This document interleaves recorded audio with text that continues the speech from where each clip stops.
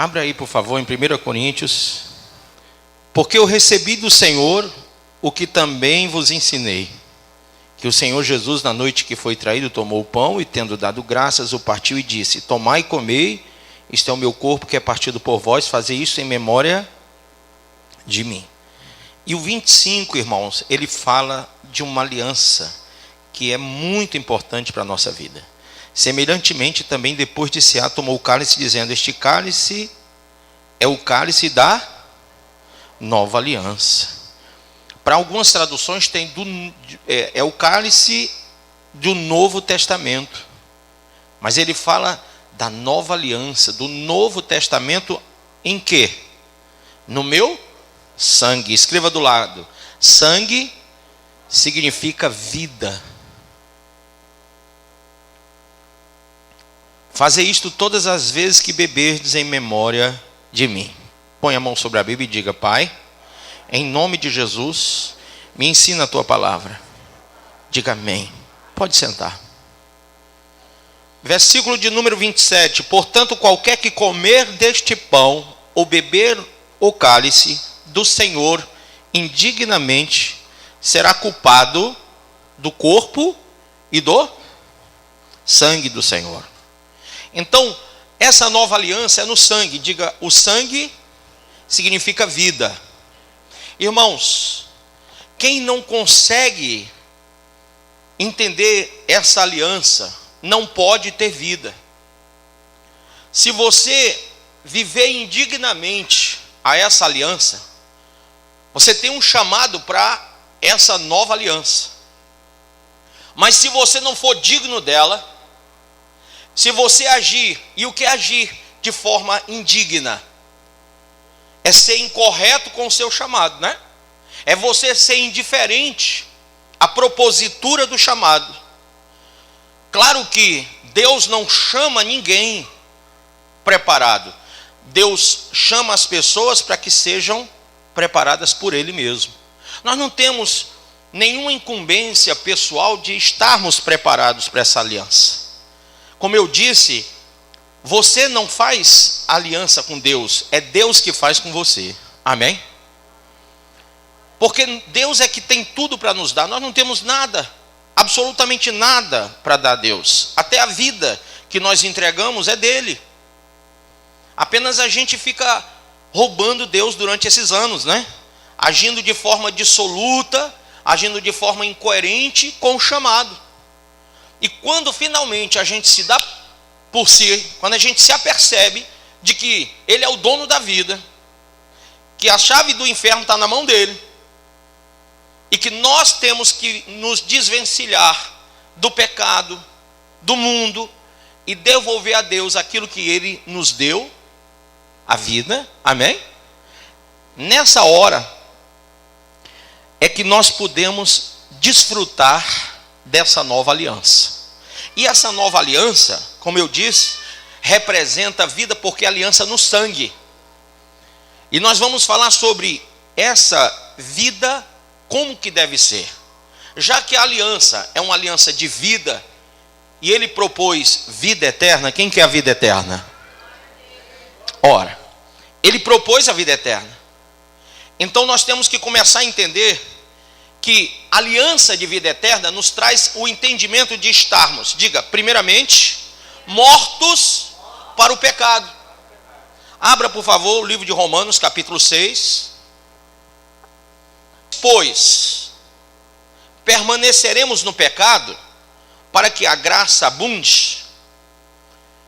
De modo nenhum. Nós que estamos, quem disse isso foi Paulo, hein? Nós que estamos mortos para o pecado, como viveremos ainda nele? Diz para o irmão: como que você está morto para o pecado e vive ainda nele? Então, ter aliança com Deus em Cristo é entender o sangue derramado na cruz. Aquele sangue representa uma vida nova, amém? Eu não posso mais viver debaixo dos rudimentos do pecado, da lei do pecado e da morte, mas eu tenho que viver pela lei do Espírito e da vida, amém? Então aqui diz: de modo nenhum nós que estamos mortos para o pecado, como viveremos ainda nele? Ou não sabeis que todos quanto fomos batizados, quem foi batizados? Glória a Deus. Todos quanto fomos batizados em Jesus Cristo, fomos batizados na sua morte. De sorte que fomos sepultados com ele pelo batismo na morte, para que, como Cristo foi ressuscitado dentre os mortos, pela glória do Pai, diga pela glória do Pai, veja, ele morreu e ele ressurgiu da morte. Que ele morresse, todo mundo até podia dizer assim, não, todo mundo morre um dia.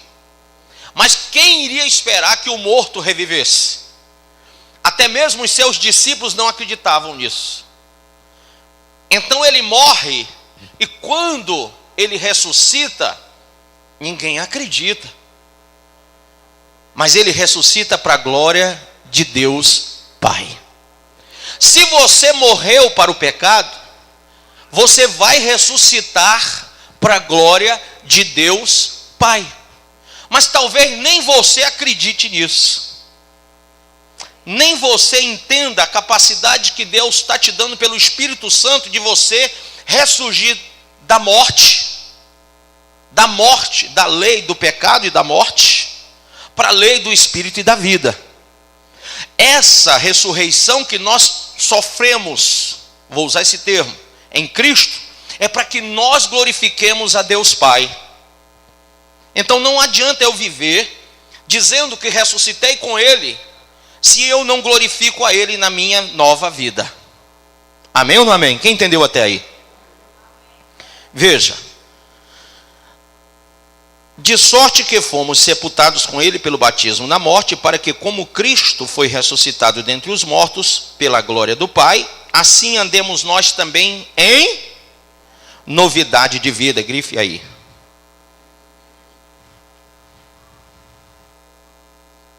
Porque se fomos plantados juntamente com ele na semelhança da sua morte, também o seremos na da sua. Quem quer ser semelhante à ressurreição? Ele ressuscitou e os discípulos estavam ali no caminho de Emaús e não conseguiam saber que era ele. Por quê? Primeiro, pela incredulidade. Eu não acredito que ele ressuscitou. Alguém pode dizer assim: eu não acredito que uma pessoa drogada, uma prostituta, um cheirador de pó, uma pessoa que usa pedra, uma pessoa que está aí, já foi em várias casas de recuperação, um homossexual, uma lésbica, um travesti, um transexual, enfim, esse negócio todo aí. Eu não acredito que exista ex-gay, ex-lésbica, ex-isso, eu não acredito. Você pode até não acreditar, mas pela lei do Espírito e vida, na nova aliança proposta por Deus em Cristo Jesus, nós podemos ressuscitar para a glória de Deus Pai. Nós podemos viver de fé em fé, para a glória de Deus. Exatamente. Agora, nós precisamos entender isso. Abra aí no versículo 11 de Romanos 6. Assim também vós considerai-vos certamente mortos para o pecado, mas vivos para quem? Para Deus em Cristo Jesus, o nosso Senhor. Não reine, portanto, o pecado em vosso corpo mortal, para lhe obedecerdes em suas concupiscências, ou seja, desejos.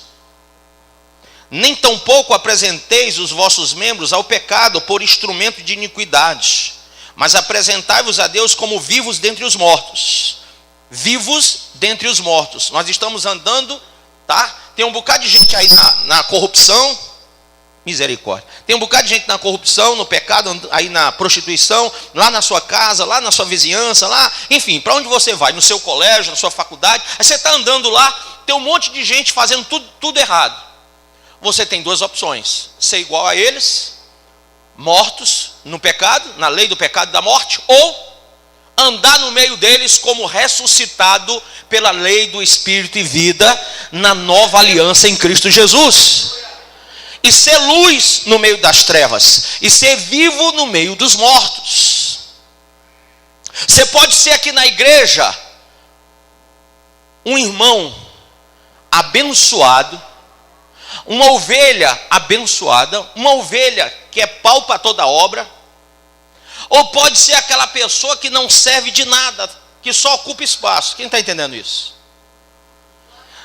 Se você, sociologicamente, se achar fruto do meio, o meio aqui propõe que você seja e viva para a glória de Deus Pai. Mas só que nós temos a tendência de imitar não a Cristo, mas aquele que está do nosso lado.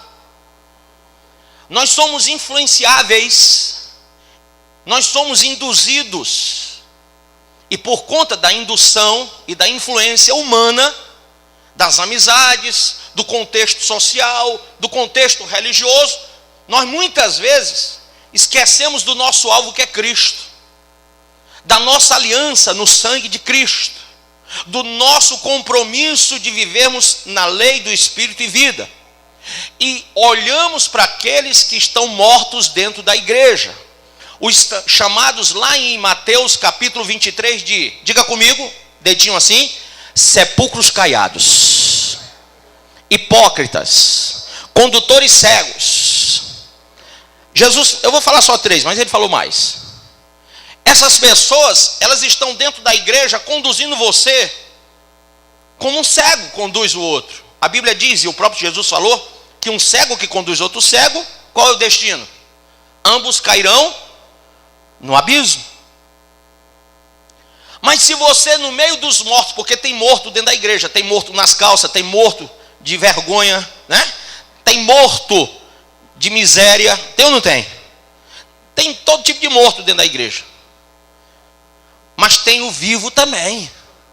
Tem o vivificado pelo Espírito, tem aquele que é próspero em tudo que faz, que onde põe a mão, Deus abençoa, tem aquele que tem realmente vivido a lei do Espírito e vida, e Deus usa essa pessoa para curar, para libertar, para salvar, para prosperar vidas, para ensinar o Evangelho, para apregoar as boas novas. Essa pessoa, ela é viva no meio dos mortos.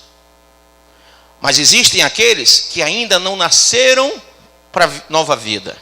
Eles são até religiosos, eles até nos acompanham aqui, mas eles não conseguem viver fora da lei do pecado e da morte. Eles não conseguem sair, porque o morto não consegue se mexer, o morto não tem reações espirituais, ele não tem reações que possam movimentá-lo. Então, automaticamente, são pessoas que nos induzem a parar, ou até mesmo a retroceder. Mas quem está vivo, avança, e avança para a glória de Deus Pai. Até aí, quem entendeu? Abra sua Bíblia em Gálatas 5, verso 18. Mas se sois guiados pelo Espírito, não estáis debaixo da lei. Porque as obras da carne são manifestas, grife aí, as quais são adultério, fornicação. O que é fornicação?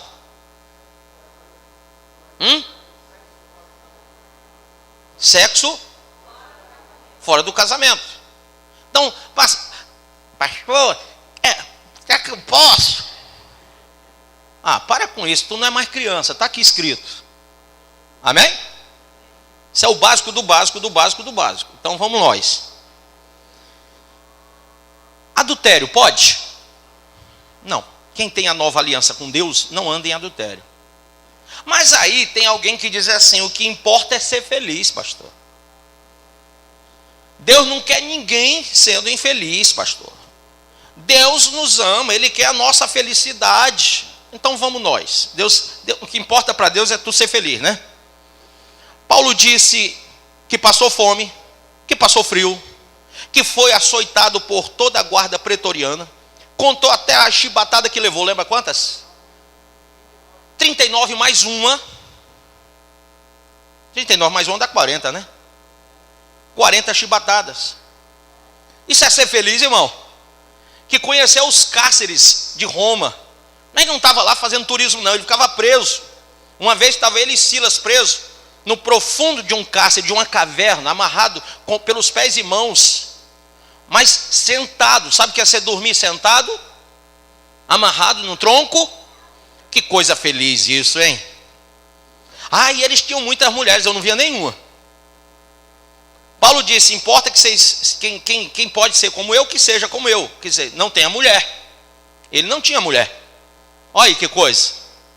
Mas o que importa é ser feliz. Aonde, irmão? Me mostra Estevão, maior felicidade, morrendo de rir. Pode mexer com a barriga do morto. Levou um monte de pedrada e morreu apedrejado.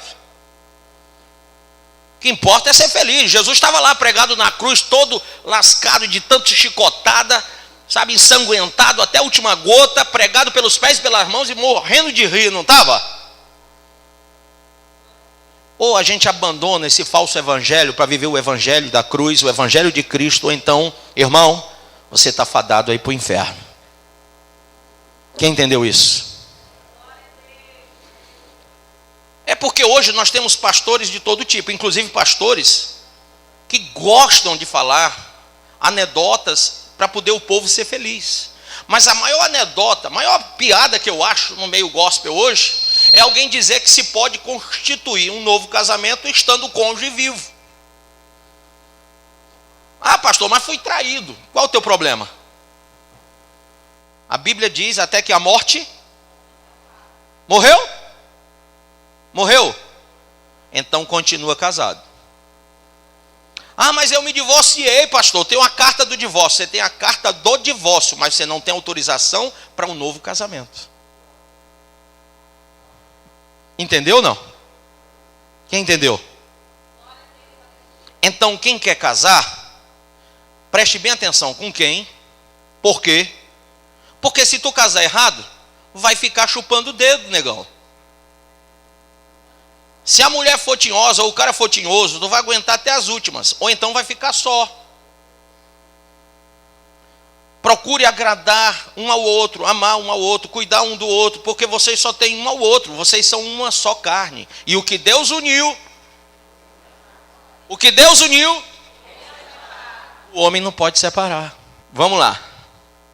Fornicação, impureza, lascívia. Impureza todo mundo sabe, mas não custa nada lembrar. A turma que gosta de ver o que não presta e pensar o que não deve, né? De alimentar no coração as coisas que não são boas, que não colaboram, né? Para o seu aperfeiçoamento. Tem gente que gosta de guardar isso. Vamos dar um exemplo de impureza? Não é só coisa imoral não, irmão. A gente pensa logo naquilo, né? Você pode pensar, sabe em quê? Raiva, ódio, mágoa, rancor. Isso também é impureza. Avareza. Viu? Isso é impureza. Pastor, eu ter mágoa no coração é impureza. Tudo que é sujo, tudo que é mal, é impureza. Amém? Então cuidado com isso. Toda ideologia que conspira contra a palavra é impura. Pensamentos, desejos. Tá? Amém? Vamos lá. Lascívia. Vai aqui o meu conselho para as irmãs. Lascívia quer dizer roupa provocante também. Não é só roupa provocante, mas também. Às vezes a mulher ela não entende que ela não deve provocar o outro em qualquer lugar, seja na igreja, seja na rua, seja onde for. Só se o outro for o seu marido dentro do quarto. Amém? Aí você pode provocar à vontade. Mas não sendo seu esposo, se você causa no outro o desejo pecaminoso do sexo fora do casamento, se ele começa a desejar o seu corpo porque você se expõe, você está cometendo lascívia, e aquele que olha para ti te deseja também. Então é muito importante que tanto homens como mulheres tenham muito conhecimento dessa palavra. Tá? Tanto as irmãs com suas roupas decotadas, acochadas. Eita, baixou o pastor da Assembleia de Deus tradicional. Não, irmão. Eu até podia ser chamado assim, né? Porque eu já estou com uns aninhos. Mas não é. Se alguma coisa é tradicional aqui, é a Bíblia Sagrada, ela não muda. Ela não muda. Muda? Ela muda? Não. Se a minha avó chegasse aqui agora, ela ia ter se escandalizar, ela ia ter um piti aqui, ia cair para trás. Porque da época que ela se converteu, em 1960, na Assembleia de Deus, para hoje, 2018, meu irmão, é um choque térmico horroroso. Não é não, pessoal? Então tenha cuidado, irmã, porque a gente não pode modernizar o evangelho, ele continua o mesmo, tá? Amém? Vamos lá. Idolatria, adoração a ídolos. Tá?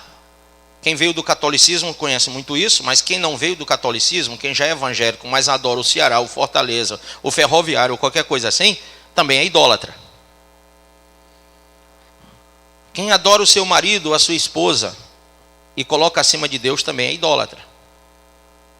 A gente não pode ser idólatra de ninguém, nem de coisa alguma. Amém? Os irmãozinhos que gostam de botar assim no Facebook aquelas poses assim bem provocantes, está adorando o corpo. Isso é lascívia e idolatria ao próprio corpo. Pastor, isso existe? Existe. E foi anunciado em 1970, uma visão de 1770, de uma mulher chamada Helena Blavatsky, do movimento Nova Era, de que o movimento eclodiria 100 anos depois, com justamente o culto ao corpo. E hoje nós vemos que há um culto ao corpo tremendo, irmão. Nunca vi tanta gente cultuar o próprio corpo. Outro dia eu vinha passando e eu esbarrei, não sei se eu esbarrei, porque deu uma dor danada aqui, irmão. Não sei se eu esbarrei, se foi num poste ou foi numa mulher, mas eu passei, eu disse, fala meu Deus, me desculpe. Forte a mulher, rapaz. Quase que me leva. Eu disse, meu Deus, que é que aquilo ali, o braço fazia assim, ó. He-Man. E ela andava assim, ó. Robocop. Meu Deus do céu. Não se faz mais mulher como antigamente. Olhei para mim de noite, eu disse, filha, ainda bem que tu é assim. Porque mesmo que está casando com macho.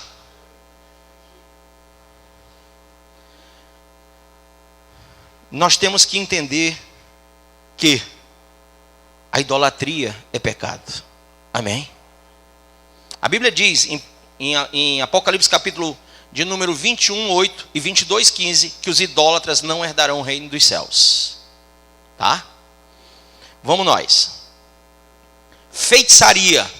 Precisa falar? Precisa. Diga, precisa.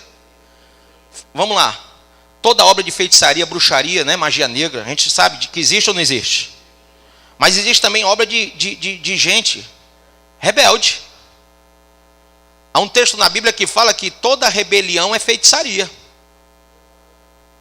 1 Samuel 15, 22, quem quiser anotar. Então, rebelião é feitiçaria. Se eu sou rebelde à palavra, se eu sou rebelde ao pastor, eu sou um feiticeiro dentro da igreja.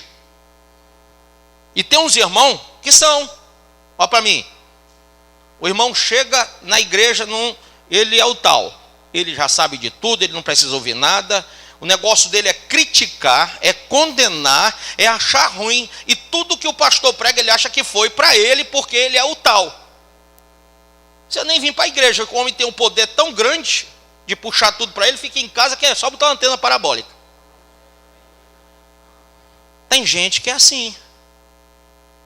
Irmão, o feiticeiro dentro da igreja, ele nunca quer ser obediente ao pastor. Ele é o do contra. Ele é o criticador. Ele é o perseguidor.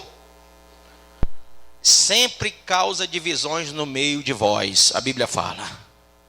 A Bíblia diz, tem cuidado daqueles que causam divisões, contendas no meio de vós. A este não saudeis, não entreis na casa deste, nem comais com eles. Então não tenha comunhão com quem é rebelde. Amém? Às vezes a pessoa diz, ixi, o pastor está dando ordem em mim. Estou. Para que eu sou autoridade de Deus? E para que a Bíblia manda? Quem pode manda e quem tem juízo, pronto. O irmãozinho ali é rebelde? Passa longe, filho. Nem saudeis. O cara grita: Pai do Senhor, irmão. Deixa ele no vácuo. Deixa ele no vácuo. Porque ele é rebelde. E a Bíblia manda não saudar. Amém? Aí ele liga: irmão, lembra daquela época que a gente ia comer um sanduíche ou então um açaí? Estou precisando conversar contigo hoje, irmão, vai só. Mas irmão, não. Enquanto tu não te consertar lá no altar, não tem comunhão comigo. Amém? É assim que é a Bíblia. Vamos nós. Inimizades. Precisa falar? Existe inimizades? Existe. Às vezes, irmão, tu só faz topar na cadeira do outro, o cara... Pelo amor de Deus, né? A inimizade é um negócio muito ruim. E dentro da igreja, então, tem gente que gosta de formar grupos. A gente chama de panelinha, né? Aí o irmão chega tentando entrar, é que nem espermatozoide no óvulo, tentando, mas morre tentando. Entendeu? É bem-aventurado que consegue entrar lá. Porque tem gente que fecha o cerco. Tem gente que diz: não, eu não sou obrigado a ser amigo de ninguém, para lá coisa ruim. Querido, se você se isola, Provérbios 18:1, busca o seu próprio entendimento e se levanta contra a verdadeira sabedoria. Nós temos que viver em comunhão uns com os outros. Amém ou não amém? Amém ou não amém? 1 João 3,14. Nós sabemos que já passamos da morte para a vida, porque amamos os irmãos. Quem não ama permanece na morte. Então, se tu é isolado e não ama o teu irmão, não ama a tua igreja, não ama o teu pastor, não quer entrar em comunhão, tu está na morte, não está na vida, filho.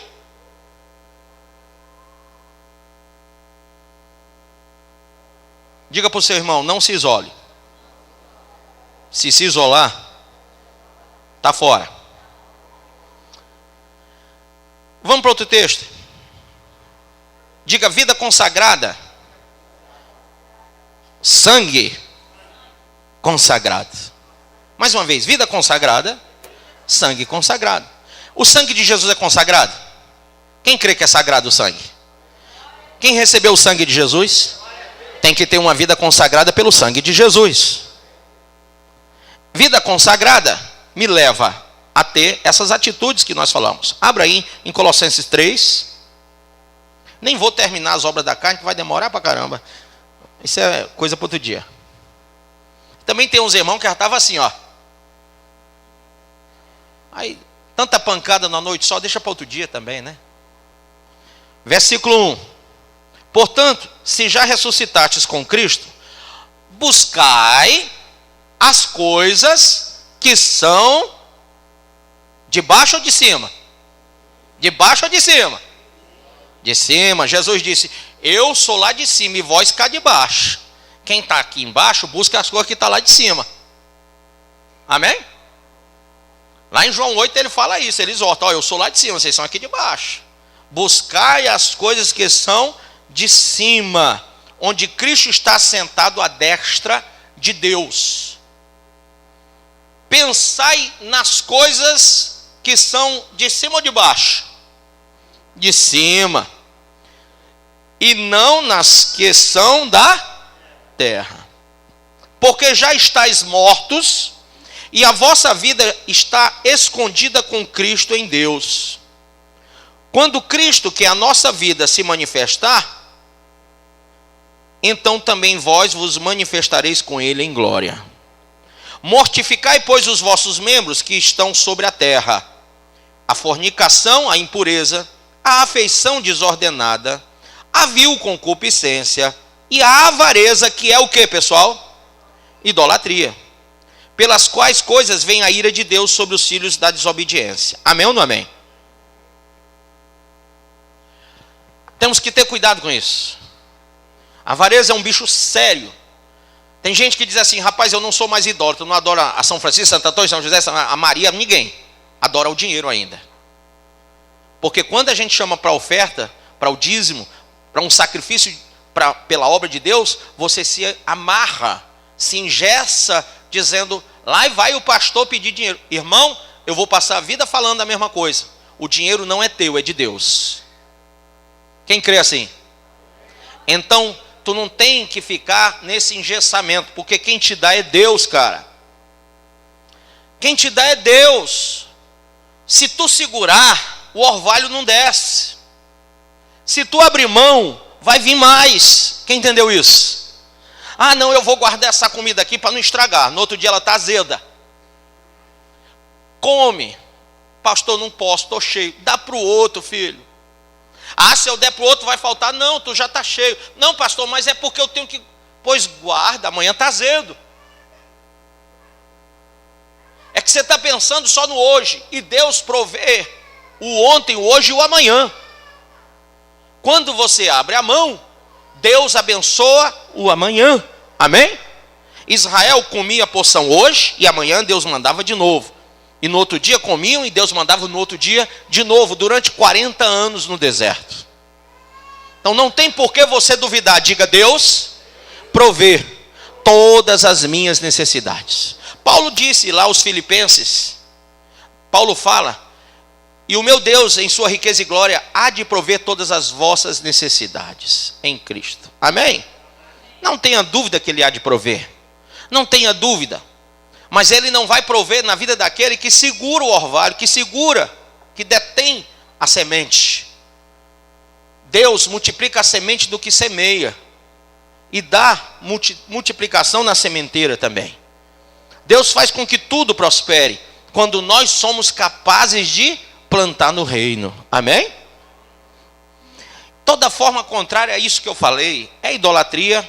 E há um Deus que era idolatrado. O nome dele era Mamon. É o Deus que as pessoas idolatravam, quando tinham amor ao dinheiro, elas adoravam Mamon. Paulo repreende Timóteo, quer dizer, manda Timóteo repreender a igreja e até dá uma exortação a Timóteo, quando ele diz, o amor ao dinheiro, Timóteo, é a raiz de todos os males. E por causa deste amor, muitos transpassam a si mesmos com muitas dores. Temos que ter cuidado com isso, amém ou não? Então seja realmente uma pessoa liberta desse tipo de sentimento chamado avareza, que é idolatria. Vamos lá. Muito bem. 1 Pedro 2:24. Diz assim, levando ele mesmo quem? Jesus, em seu corpo, os nossos pecados sobre o madeiro, para que, mortos para os pecados, pudéssemos viver para a justiça, e pelas suas feridas fostes o quê? Sarados.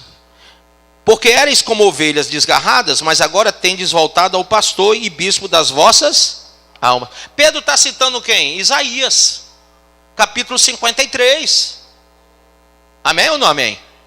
Pelas suas feridas fostes sarados. Ele está lembrando do que o profeta Isaías falou. Lembre-se disso. Amém? Vamos nós. Irmãos, sangue sagrado, vida sagrada. A vida é consagrada a Deus. Mas o meu tempo tem que ser consagrado a Deus. Eu tenho que ter comunhão com Deus nesse sentido. Eu tenho que ter comunhão com a morte de Cristo. Eu tenho que entender isso. Amém ou não? Abra em Romanos 6,6. Sabendo isto, que o nosso homem velho foi com ele crucificado, para que o corpo do pecado seja desfeito. Olha que coisa linda. Se o corpo do pecado não foi desfeito, nós não fomos consagrados, não fomos separados, não fomos santificados, não fomos justificados. Eu só não vou andar mais, não caiu aí embaixo. Mas entenderam isso ou não?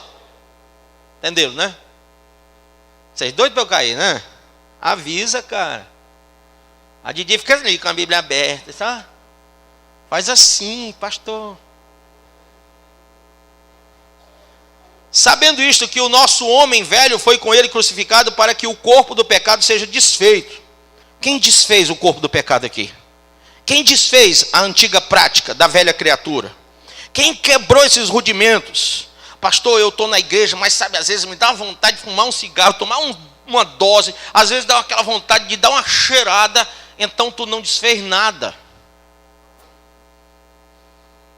Se tu ainda está sentindo desejo, é porque tu está lá na velha criatura. Ah, pastor, eu era uma prostituta de rua. Sabe, de vez em quando meu marido não me satisfaz. Ah, então tu ainda é uma prostituta de rua, porque o velho homem não foi desfeito. Entenda isso. Quando você desfaz a velha criatura, há uma nova pessoa que não tem mais os desejos do passado. Ela não é mais. Por que a Bíblia diz que a gente só pode ser tentado até o ponto de resistir? Porque nós agora somos novas criaturas. E como novas criaturas, as tentações também são novas. Ou não sabia disso? Aquelas velhas coisas não me tentam mais, porque eu nasci, eu morri e ressuscitei. Então o diabo pode vir tentar você com outras coisas, mas não com aquelas. Aquelas velhas coisas você já venceu no momento que você ressuscitou com Cristo. Amém ou não amém? Não fica nesse negócio dessa neura, eu era isso, eu era aquilo. Tem gente que gosta desse testemunho. Nunca vi, que coisa triste, né? Irmão, tem gente que enche a boca. Quando eu vim para Jesus, eu era matador de aluguel, eu era sequestrador, arrombador de banco, eu joguei a bomba lá em Nagasaki, Hiroshima, eu era o piloto daquele avião. Na verdade, eu era o piloto, era a bomba e era a explosão embaixo, eu era tudo aquilo ali.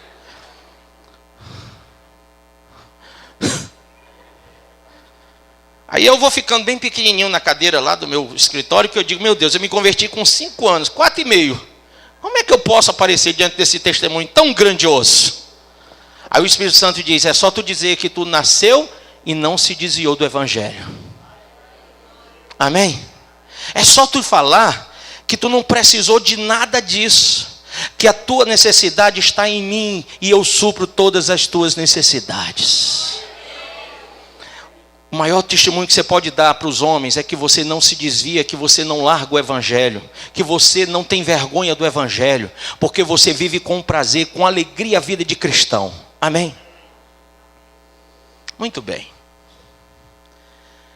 Então eu tenho que ter disponibilidade incondicional para essa vida, porque o sangue é consagrado, a vida tem que ser consagrada, então eu tenho que ter disponibilidade para isso. Imagina Noé. Noé. Sim, senhor. Você achou graça aos meus olhos, meu filho.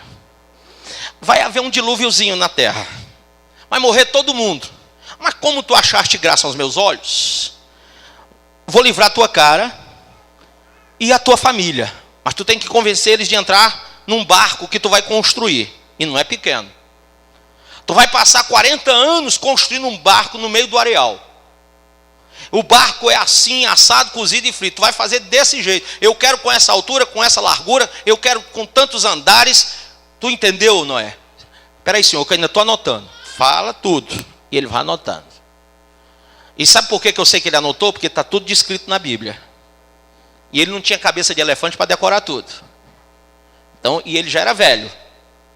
E eu não sei por que eu estou dizendo isso para vocês, né? Então... porque é besteira. Onde é que eu estava? Noé, né?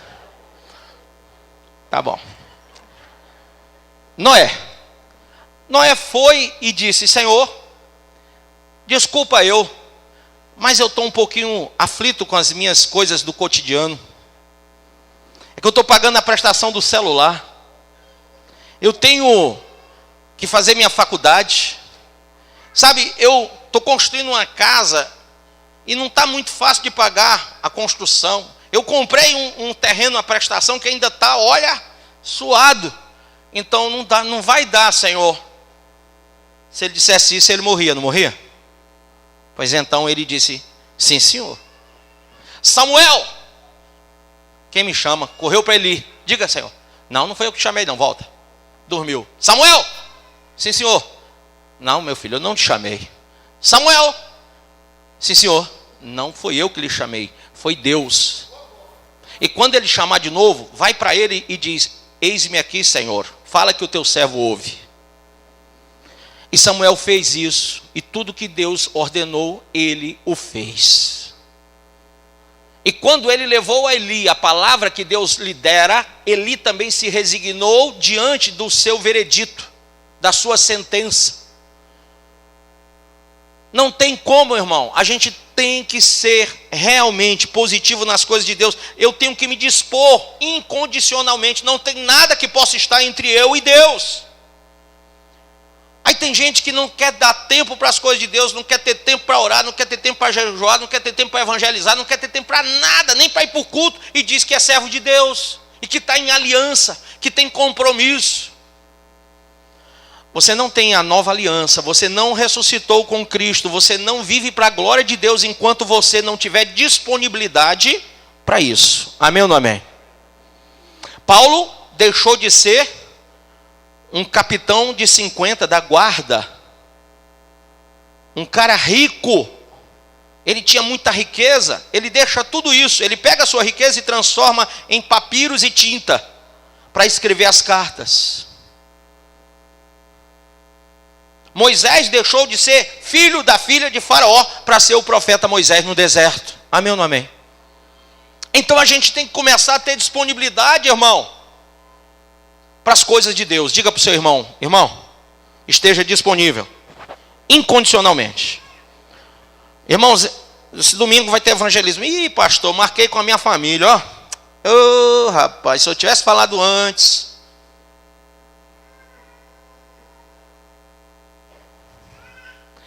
Você precisa ler Lucas 14, e você vai ver que lá tem uma parábola que cai bem certinho na sua cabeça. Quando Deus convida as pessoas, elas dão desculpas. Amém? Você precisa ver a mesma coisa em Mateus 22, e vai ver que Deus não concorda com isso. E ele diz: muitos são chamados e poucos são os escolhidos por causa disso.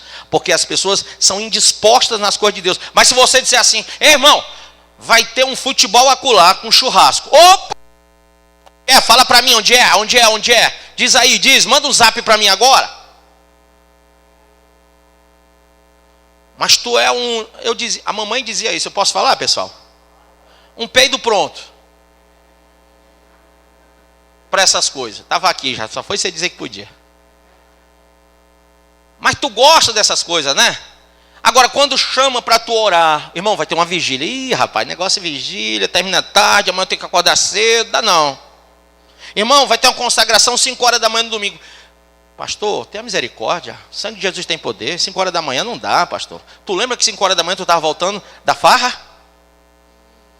Para tomar aquele caldo ali no terminal, tô inventando aqui, eu não sei se tu ia lá não, viu? De mocotó. Carne moída, tá aqui o outro se entregando. Aí tu vira crente e não aguenta mais uma vigília. Mas quando tu estava no mundo, a balada começava meia-noite, 1 hora da manhã, e ficava...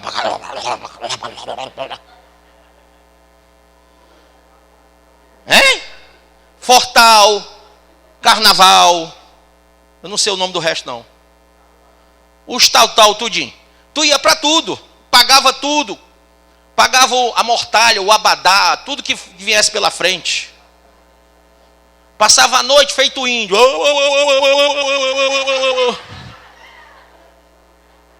Pulando, olha que coisa linda. Pagar para ficar no meio de um monte de gente, numa pista, pulando. Isso é coisa de índio, meu irmão. Ainda apanhando, levando cuspida na cara, tudo. Pelo amor de Deus. Diga misericórdia, Senhor.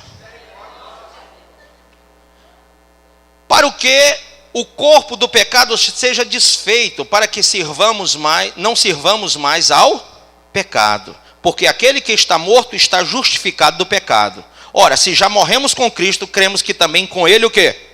Viveremos. Quem crê assim? Muito bem, irmão. Diga para o seu irmão, tenha disponibilidade para Deus, para a igreja, para a obra.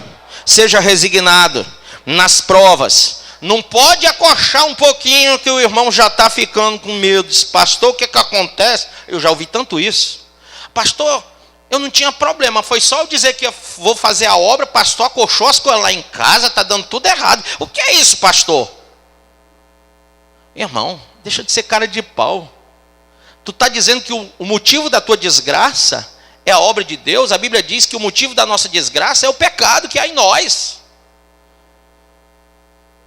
Não vem com essa não. Tu está querendo botar a culpa numa coisa que tu ainda nem começou a fazer. Eu faço já há muitos anos e sei que a gente pode viver em Cristo, por Cristo e para Cristo, e não há derrota na vida do cristão que vive o Senhor. Amém?